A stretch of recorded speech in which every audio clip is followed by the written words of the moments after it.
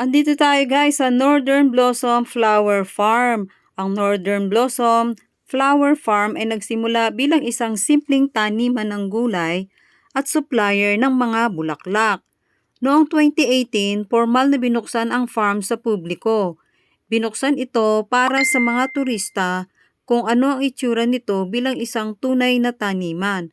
Ang genuine charm na ito ay naging dahilan kung bakit ito mabilis na sumikat. Kilala ang farm sa kanilang mga rose cabbages at iba't ibang makukulay na bulaklak. Tinagurian din itong Netherlands of the Philippines dahil sa ganda ng mga bulaklak nito na may background ng Cordillera Mountain Range kabilang na ang Mount Pulag at Mount Timbak. Ang lokasyon ng Northern Flower Farm ay nasa Sayangan Pauway Atok, Benguet. Best time to visit mula Enero hanggang Abril kung kailan full bloom ang mga bulaklak. At ang entrance fee ay 250 kasama na sa tour ang libreng kafe at tinapay.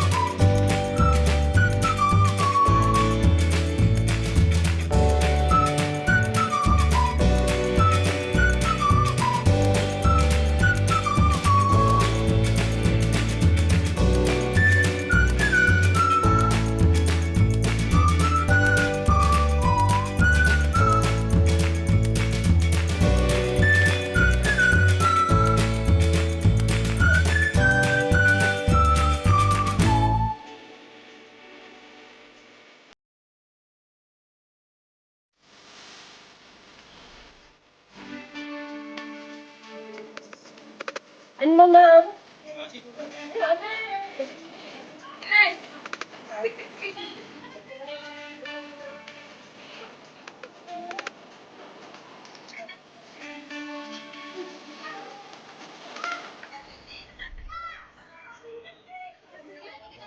Ano pa sila sa pinakataas?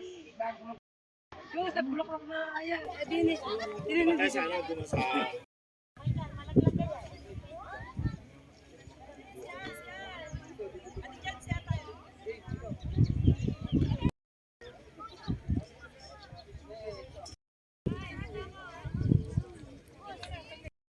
Nalaglag ka dyan. Isa. Ganda naman. Yeah. Sa pansinda. Nang gandang babae. Pala Mindanao.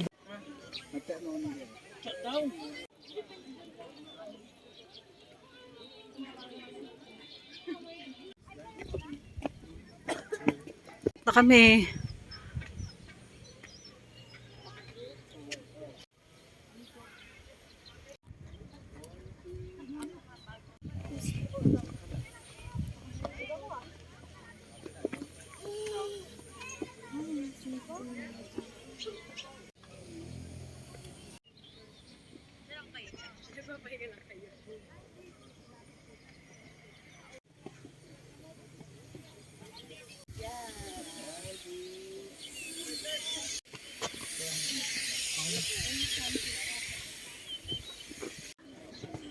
Yan ko din na si Dahlia.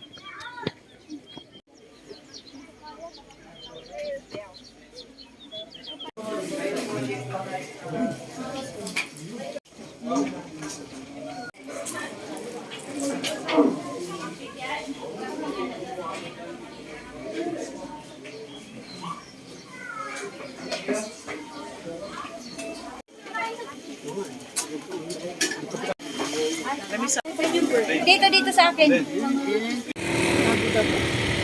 Ako rin.